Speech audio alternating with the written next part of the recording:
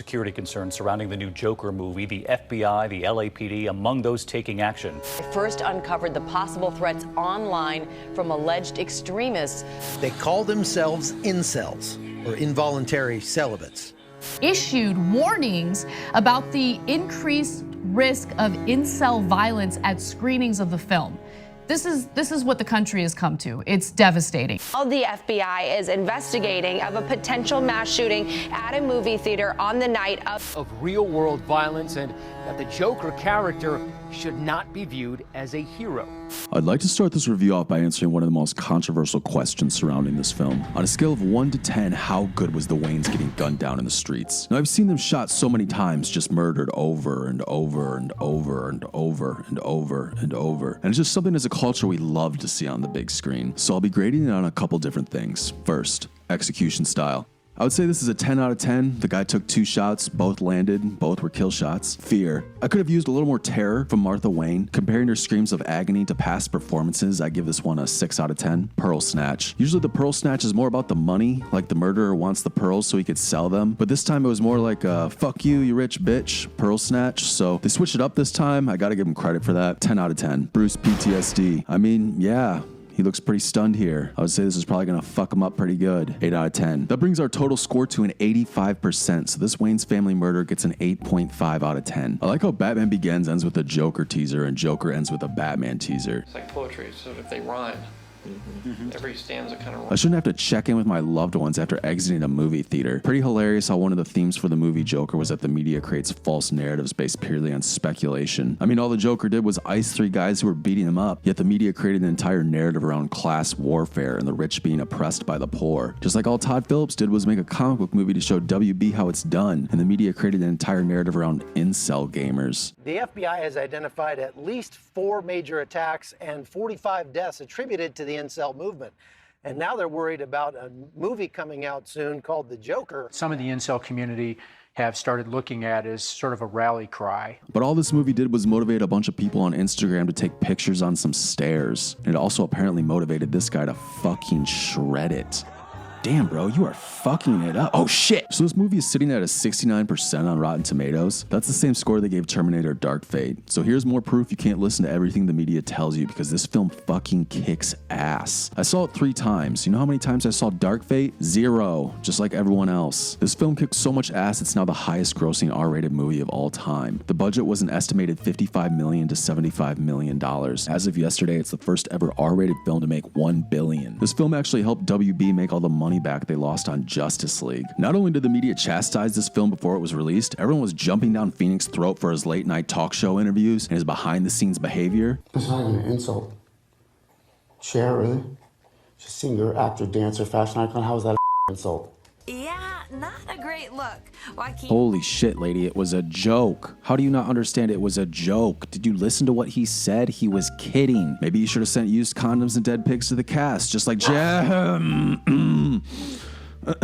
Thank you, Rambo. Maybe the media didn't like this Joker because it was a critique on the current state of our society. And Suicide Squad just turned your brain to mush. They did that by flashing fancy cars and Margot Robbie's ass over and over. I mean, that's not really a problem because Margot Robbie's ass was the best part of that movie. But we can talk about Margot Robbie's ass later. Let's review this damn movie. Everything in this movie looks so beautiful yet so damn disgusting at the same time. Every street, every corner of the apartment complex, every building felt so goddamn real. He sits on the bed with his mom, which frames their strange relationship.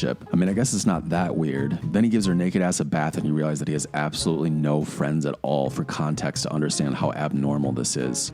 Don't you have to be funny to be a comedian?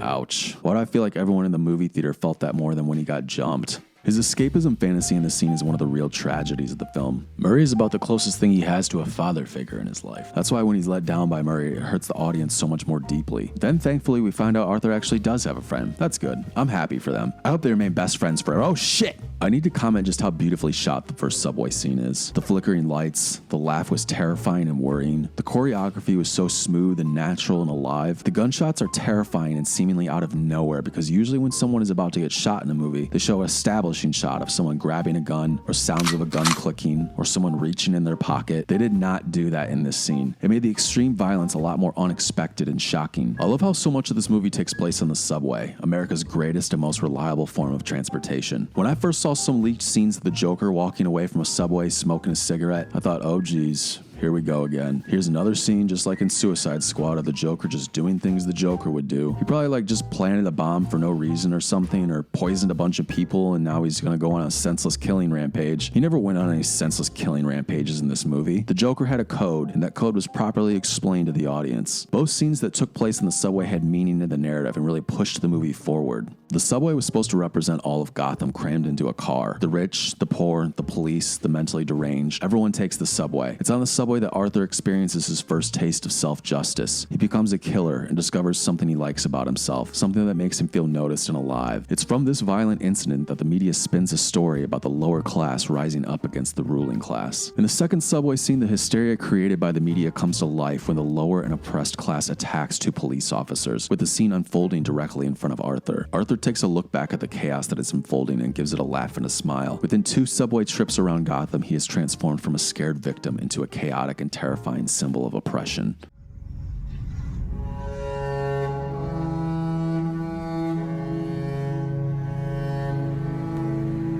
The score in the scene is the best I've heard all year. They effectively convey his entire state of mind without ever saying a word.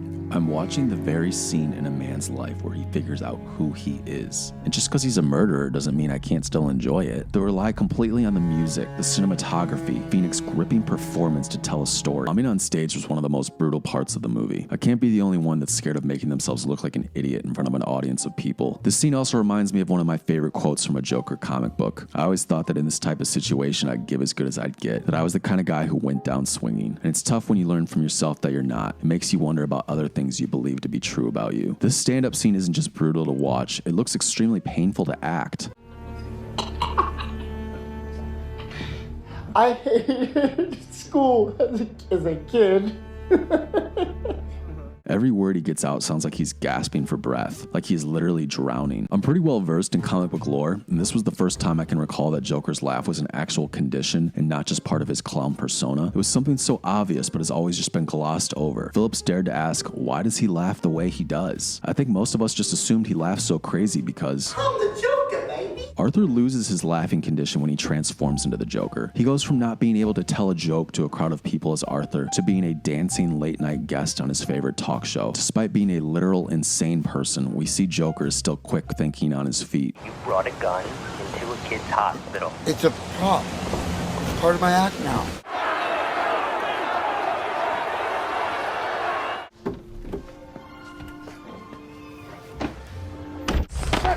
Come on, man!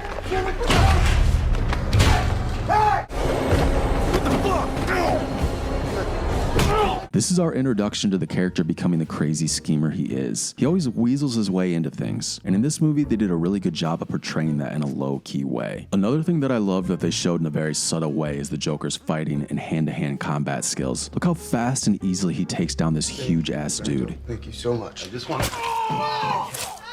Despite his frail body, the Joker is terrifyingly deadly in a fight. In the comics, he's a very skilled fighter. He's described as chaotic and agile. He faces off against Batman countless times and even beats the shit out of him on more than one occasion. My favorite being this panel from Endgame's storyline. Damn, bro, the Joker fucked you up. You look like a goddamn jack-o'-lantern. Also, I gotta say a fun Easter egg here is that these guys are the equivalent to Joker henchmen in this movie. In the comics, Joker regularly employs little people and giant fat dudes. In fact, his only 2 henchmen in The Dark Knight Returns is a little person and a giant fat dude. The media was trying to scare everyone into thinking that people who see this movie would incite violence, or by seeing this movie you could be a victim of violence. Arthur is the main protagonist in the movie, so we see ourselves in him. We see his hardships, we see his dreams, we watch him pursue those dreams and fail. This is something we've all gone through. Of course, we don't go around killing people because of it, and the movie isn't going to change our minds about that. We just try harder next time. But I'll tell you who most people in our society really are in this movie. They're this guy.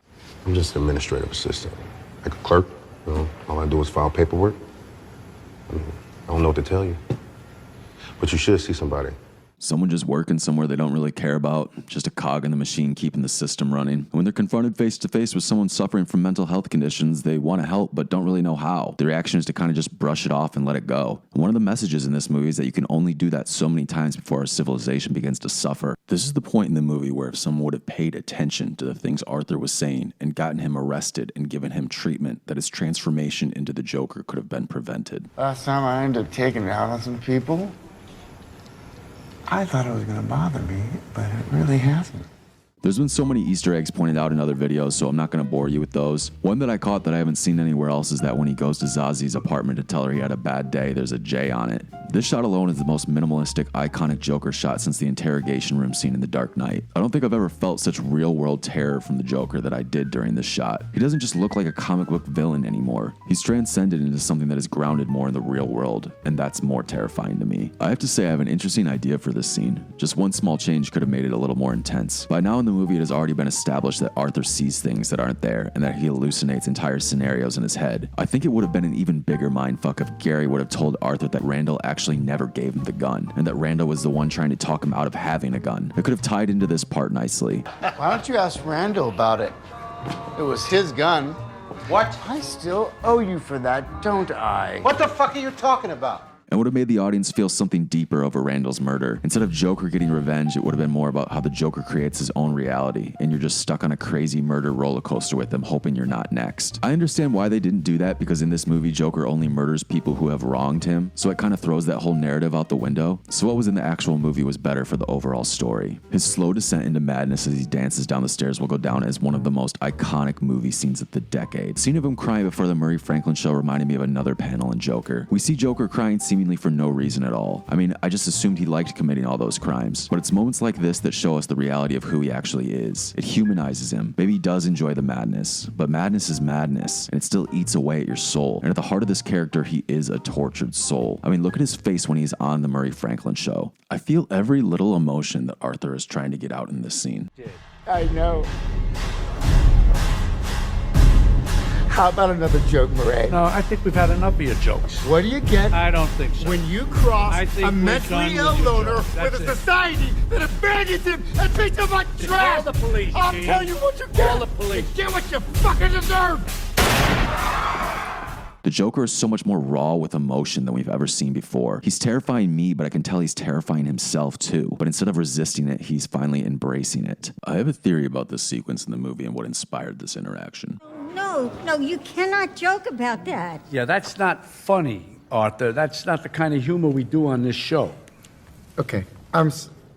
Phillips used to be a comedy writer. He wrote Old School, he wrote Hangover. Recently, Phillips was quoted as saying, "Go try to be funny nowadays in this woke culture." There were articles written about why comedies don't work anymore. I'll tell you why. Because all the fucking funny guys are like, fuck this shit, because I don't want to offend you. My understanding from this is that the Murray Franklin show is woke culture. It's nice and neat and has a gloss over it. They try to act like their views are so far above everyone else's, but deep down it's still toxic. They don't allow dark humor on the show, but the only reason Arthur is on the show is so they can laugh and make fun of him. Next guess for yourself. I'm pretty sure this guy could use a doctor. Oh, does he have sexual problems? Oh, he looks like he's got a lot of problems. All right, Bobby, let's show that clip. Phillips stopped doing comedy because of woke culture. So in a way, woke culture actually invented this movie, just like Murray helped invent the Joker. Get what you fucking deserve! Good night. And always remember, that's... If you're wondering what he said before the TV censored him, I think I got it figured out. Put a smile on that face. I love how the news channel at the end censored Joker saying fucking, but didn't censor a man being shot in the face. Not much difference from reality, I guess. With all the media controversy surrounding this film, you would have thought he killed like 300 people in it. Triple over a kill. Kill, truck, kill him in jar, catastrophe. Kill Paco, kill. I mean, I think there were a lot of people wondering just how violent this movie could get. And then he shot some guys, suffocated his mom, then he killed Murray on live TV, and then you realize that was it. This movie was not even that shocking in terms of R-rated movie violence. A little girl's head got chopped off last year, no one said shit. No one cared about that. Why are people so outraged over this low-tier violence? First thing my girlfriend said when we left the movie was, "I'm not your girlfriend. Stop calling me that." And it really freaked me out how you kept uncontrollably laughing at all the violent parts. Please don't talk to me anymore. you know what, baby? That's a good point. It really wasn't that violent for an R-rated Joker movie. It made the little amount of violence feel more real, and that was nice for a change. Anyone that hated on this movie, I think, was either swept up in the media frenzy or went in wanting to hate it. This movie doesn't try to justify the actions of the Joker. It simply is what it is, and the movie has the realism to humanize him rather than paint him as some boring-ass Marvel villain. And that's why soccer moms don't like it. I think the real message about mental health in this movie is that it doesn't just affect the individual, it affects everyone. In fact, that's one of the first lines in the film. It's already a serious situation.